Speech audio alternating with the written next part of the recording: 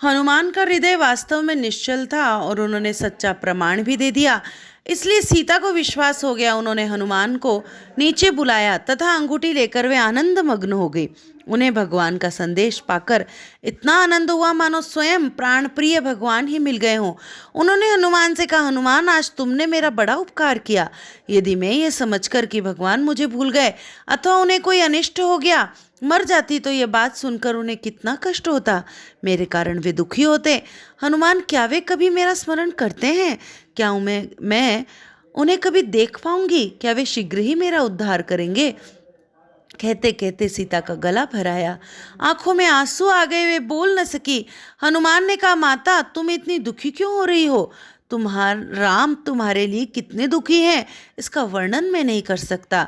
वे पृथ्वी को देखकर कहते हैं कि माँ पृथ्वी, मेरे कारण तुम्हारी प्यारी पुत्री को बड़ा कष्ट हुआ।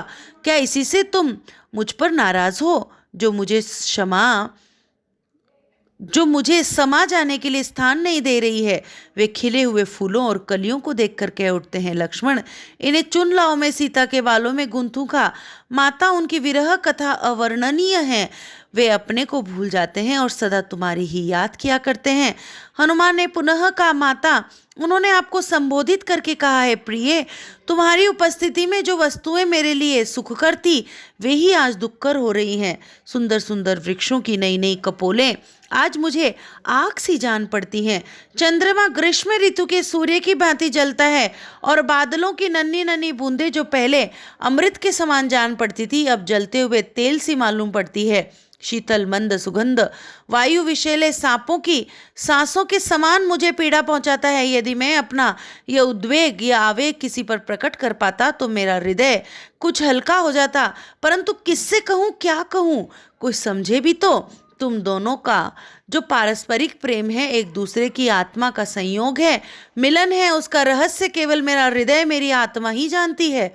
और मेरा हृदय, मेरी आत्मा सर्वदा तुम्हारे पास ही रहती है, एक क्षण के लिए भी तुमसे बिछुड़ती नहीं, तुमसे अलग होती नहीं। क्या इतने से हमारे अनिर्वचनीय प्रेम की व्याख्या हो जाती है? मैं तो कहूँगा कदापि नहीं, परंतु और कहाँ ही क्या जा सकता है। यह कहते हुए समय हनुमान भावाविष्ट हो गए। सीता को ऐसा मालूम हुआ मानो स्वयं राम उनके सामने खड़े होकर बोल रहे हैं।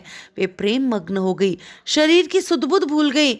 हनुमान ने उन्हें धैर्य बांधते हुए कहा, माता, भगवान के प्रभाव, ऐश्वर्य और बल की ओर देखो। उनके बाणों के सामने ये तुच्छ राक्षस एक क्षण भी नहीं ठहर सकते। समझ लो कि ये मर गए।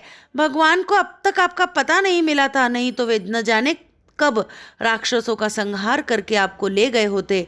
हम सब वानर भालू उनके साथ आएंगे और निशाचरों को पछाड़ पछाड़ कर मारेंगे और आपको लेकर आनंद मनाते हुए अयोध्या चलेंगे। माता, क्या आप प्रभु का प्रभाव भूल गई हैं? वे मालूम होते ही वहां से सैनिकों के साथ चल पड़ेंगे, बाणों से समुद्र को स्तंभित कर देंगे।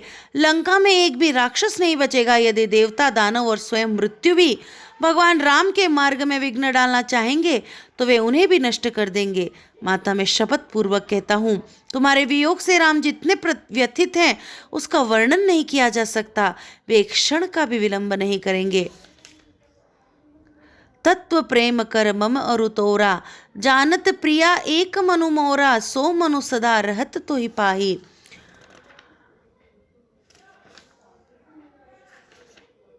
आप उन्हें शीघ्र ही सकुशल देखेंगी। सीता ने कहा, हनुमान, अब तक 10 महीने बीत गए, अब 2 महीने ही बाकी हैं। यदि इन्हीं के बीच ही भगवान ने मेरा उद्धार नहीं किया तो मैं उनके दर्शन से वंचित रह जाऊंगी। मैं उनके दर्शन की आशा से ही जीवित हूँ। रावण ने अब तक मुझे मार डाला होता यदि विभीषण ने अनुनय विनय करके मेरी रक्षा न की होती। सीता हनुमान से ये बातें कहते कहते व्याकुल हो गई, उनका गला सूख गया, वे बोल न सकी। हनुमान ने कहा, माता, मैंने कहा ना कि भगवान मेरी बात सुनते ही चल पड़ेंगे, परंतु उनके आने की क्या आवश्यकता है? मैं आज ही आपको इस दुख से मुक्त करता हूँ। आप मेरी पीठ पर चढ़ जाइए, मैं आपको पीठ पर लेकर समुद्र लांघ जाऊंगा।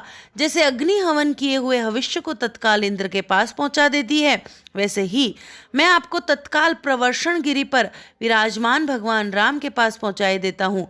भगवान की कृपा से न केवल आपको बल्कि रावण के साथ सारी लंका को मैं ढोकर ले जा सकता हूँ। अब देर मत कीजिए, जब मैं आपको लेकर चलूंगा तब कोई भी राक्षस मेरा पीछा नहीं कर सकेगा। हनुमान की बात सुनकर सीता को बड़ी प्रसन्नता हुई। उन्होंने कहा, हनुमान, तुम्हारा शरीर बहुत छोटा है, तुम मुझे ले चलने का साहस कैसे कर रहे हो? हनुमान ने सीता को अपना विराट रौद्र रूप दिखलाया। वे बढ़कर सुमेरु पर्वत के समान हो गए। उन्होंने सीता से कहा, देवी, अब देर मत करो, कहो तो राक्षसों के साथ लंका को ले चलूं, कहो तो राक्षसों को मारकर लंका को ले चलूं। निश्चय कर लो, चलकर राम लक्ष्मण को सुखी करो। जानकी ने कहा, हनुमान, मैं तुम्हारी शक्ति, तुम्हारा बल जान गई। तुम वायु और अग्नि के समान प्रतापशाली हो, तुम मुझे ले चल सकते हो, परंतु तुम्हारे साथ मेरा जाना ठीक नहीं है।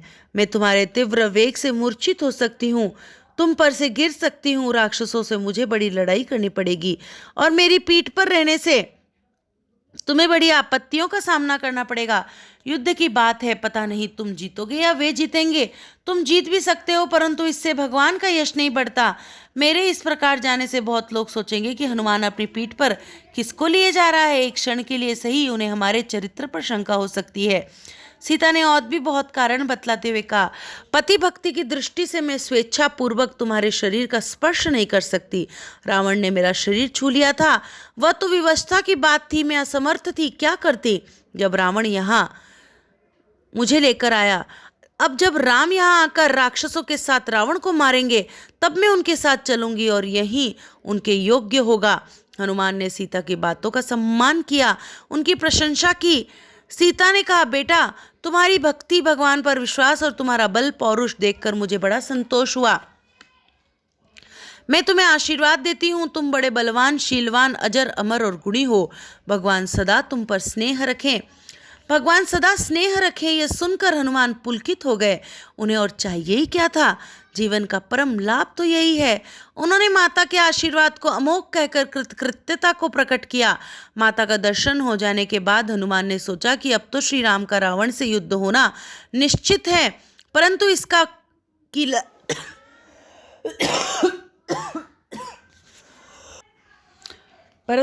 किला इतना मजबूत है, इसकी चार दीवारियां इतनी सुरक्षित है, इसके दरवाजों पर ऐसे ऐसे यंत्र लगे हैं, सहज में इसे जीतना संभव नहीं है।